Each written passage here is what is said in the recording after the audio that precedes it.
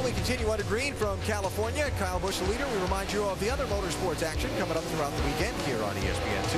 NHRA Arizona Nationals qualifying tonight. Finals tomorrow night. Our NASCAR Now Sunday morning pre-race show tomorrow from here in California. And then our Monday roundtable.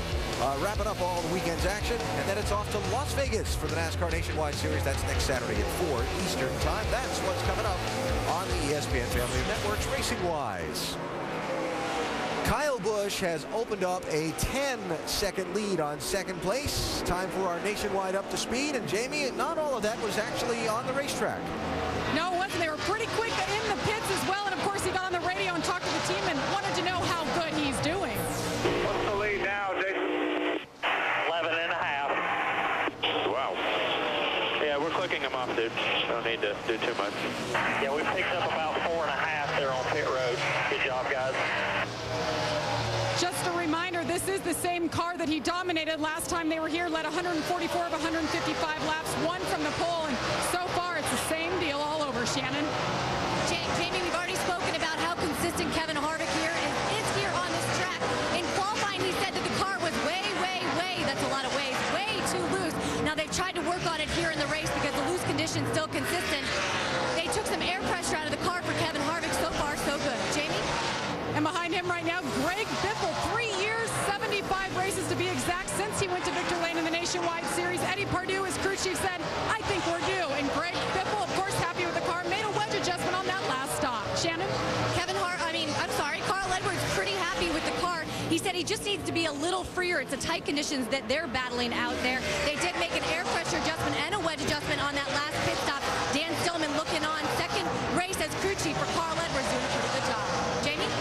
And Brian Vickers certainly made up some time since the beginning of the race. He started 12th, is 5th right now. They feel they're due as well. This guy's gone through it. Of course, he got the pole yesterday in the Cup Series, and he traded out the motor and went to the back. So he's looking for a victory, and there's a caution on the track. Turn 2, guys.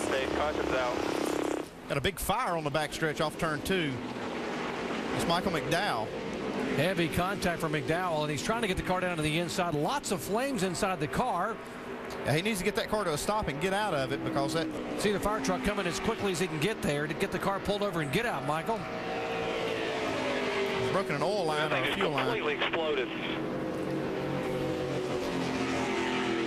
Good to see Michael jump right out of there. Yeah, Michael's a pretty good sized guy, so sometimes it's a little more difficult to get out of there, but he did a nice job.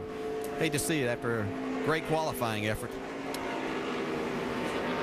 Top finishing rookie last week at Daytona, 14th place finish, only his 7th ever start in the series, and he said it just blew up in a big way. Yeah, it sounded like he might have been talking about a tire possibly. He said it exploded. So we'll see here that the car's hit the wall. You see he does hit the wall there. I don't know if it was a tire, maybe ran over something. That thing was already on fire before he hit those. Could have blown up. Yeah. The engine could have blown up, and then he got in the oil out got the bottom. there. Yeah. That is a lot of fire. Yeah, that oil makes an intense fire when you put a lot of air on it like you see here with still going about 50 or 60 miles an hour. Yeah, terrible feeling as a driver to be sitting in there. You're wanting to stop. You're trying to find a fire truck to make sure that you, since he can drive it and get there, but you just want to get out of there as quickly as you possibly can. You see Michael did a great job of getting out of there and getting too close to the fire truck so the fireman could get that put out. There were only 14 cars on the lead lap, and now there'll be 15. Stephen Wallace is the Aaron's lucky dog, free pass winner, so he was the first car lap down. And he'll be able to go back around the pace car and get back on the lead lap, and he'll be right behind his teammate Brendan Gaughan in 14th position. So the Rusty Wallace car is 14th and 15th here after the first caution flag of the night. Kyle Busch, who just joined our coverage. Kyle started on the outside front row, but led the first 40 consecutive laps prior to his pit stop. He has now led 49 of the 52 laps tonight.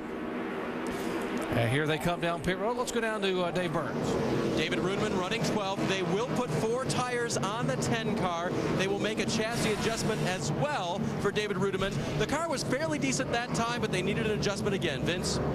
Well, the 29 of Jeff Burton there in the middle of your screen. They're going to make a tire pressure adjustment in the left front, going down a ½ a pound. It's been a good stop the first time around for Burton. He likes his car. Jamie Little? Kyle Busch, lower left set. You know, it's a little tight, but when I put extra wheel in it, it responds. So let's just leave it as is, boys. Putting on 4 sticker tires for the 18 car. Guys? Harvick says the car is still a little bit loose. They're going to take 2/10 of air out of the right rear as those guys are working on the left side, looking for a solid pit stop here for the 33 car. A little bit slow, and the number 1 car, the 18 with battle off pit road. There's the stampede off pit road. Kyle Busch continues to be our leader. Mike Bliss, a little bit of strategy. Gains 7 positions. Carl Edwards up a spot. Kevin Harvick, an adjustment. He will lose 3. Back with the green flag in just a moment.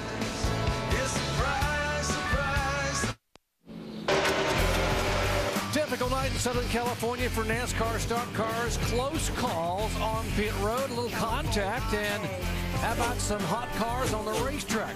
Some hotter than others, and Michael McDowell erupting an engine in his Toyota, and he climbs out okay. NASCAR Nationwide Series action, the Stater Brothers 300. We are at lap 55 of 150, working caution for the first time tonight. And I've seen engines blow, but it looked like that one just exploded, like it was almost on fire, as DJ said, before it ever hit the wall. I haven't seen one blow up like that in quite a long time. You know, usually these cars stay fairly contained, or the engines do when they blow up. But, man, that one didn't. That one just erupted.